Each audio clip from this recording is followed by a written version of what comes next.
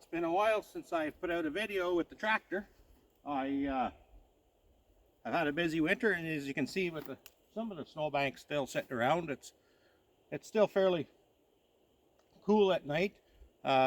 We've had a long drawn out spring. There's been some real warm days, but for the most part it's freezing still pretty hard at night. I got the Kubota b2601. I think the last video you guys would have seen, I didn't have the self-leveling kit on it. And if you want to come on over,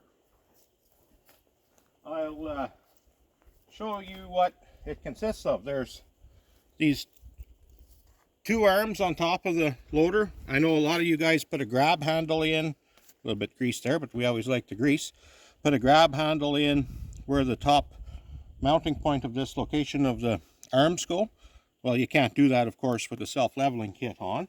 And what that does down here is it moves the cylinder to a different point, and as we do our raising and lowering of our loader arms, it keeps our grapple or our pallet forks or bucket level. Now, it's not a cheap option. I think it's a little over $1,000 to get it done. But when they do put it on, they also put this hydraulic block on here to, I believe, when it's overriding, to keep the pressures from building or whatever. I'm not 100% sure on what the block is for. Maybe somebody that's a little bit more knowledgeable on this could fill in the comment section or whatever. But anyway, I really like the self-leveling feature.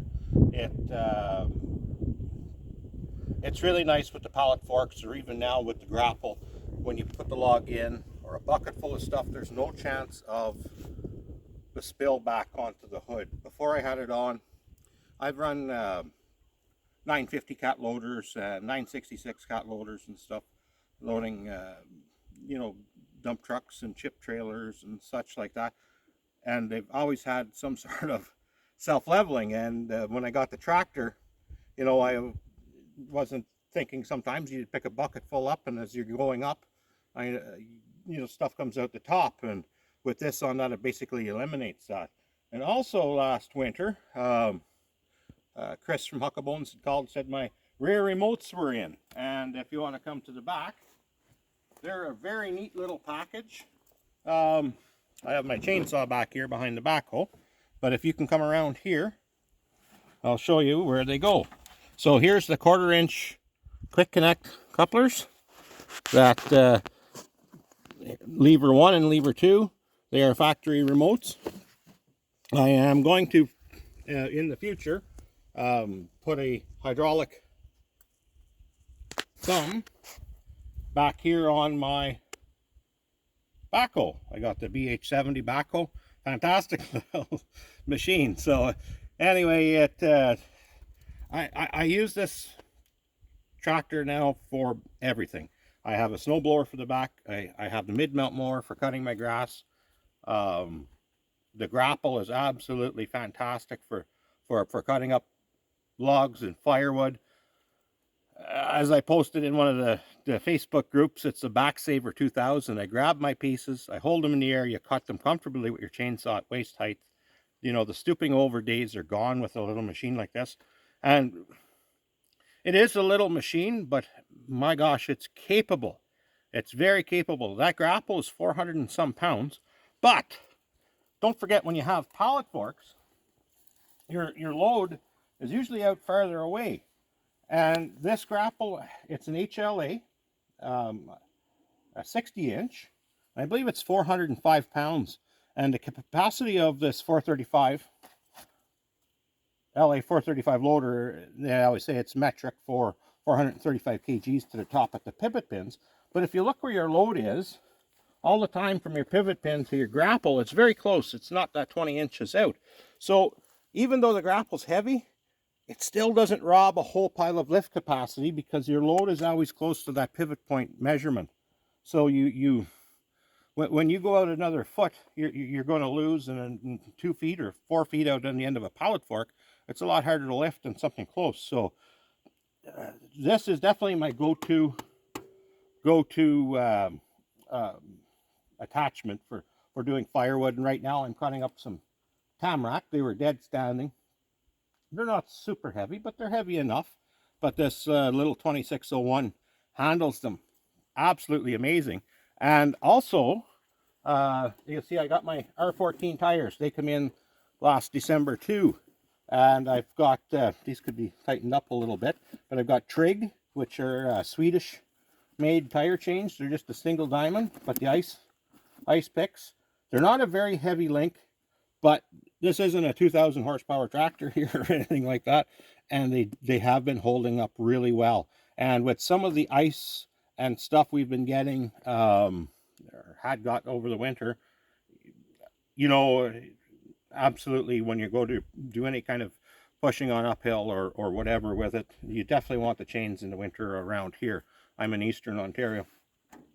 Absolutely a must with the freezing rain and stuff that just comes every year. So anyway, I just wanted to take a few minutes and show you some of the upgrades I got to the B2601. Absolutely love this machine. It's been 100% right on. And starting this winter, I've never had an issue. I do have a block heater, but I've never had to. I plugged it in once just because I thought I should. And there were other times I come out and it was 30 below and it started without being plugged in. You know, hold that glow plug for 10, 15 seconds. Give her a shot, and if you need another 10 or 15, it doesn't hurt it a bit. Get her going. I'd rather have it plugged in, but it's just been a great tractor for starting and amazing on the capabilities of what it can do. And I highly recommend this tractor to anyone with any kind of acreage. I'm out here on a remote location away from my house. We have 300 acres here, and I use it all over the property in the wintertime for gathering up our firewood and stuff. And at home I have less than an acre, and I'm still able to get in and around my house without hurting my lawn, in and around my apple trees and in the front yard, and for mowing my grass. So no, it's been an absolutely wonderful investment. Highly recommend, you know, the backhoe or any of these attachments that I got. I know I've got a fully loaded edition, basically with the self-leveling arms, the remotes. I don't think there's an option that I can't or couldn't have got from Kubota, but I sure am glad I did get everything with it, because I use everything. I wasn't sure about the backhoe. I said, you know, it's a pretty expensive piece up here in Canada. You know, it's roughly, I would say, in the 9,000. Don't quote me on this. Prices are changing every day with inflation and everything. But I use that little backhoe for everything. Even in pulling out logs, sometimes I'll hook a chain and a choker around the tooth and get them out where I can get onto the back and pull them out with the tractor with the backhoe on. So no, absolutely love this little machine. Anybody has any doubts on their capabilities?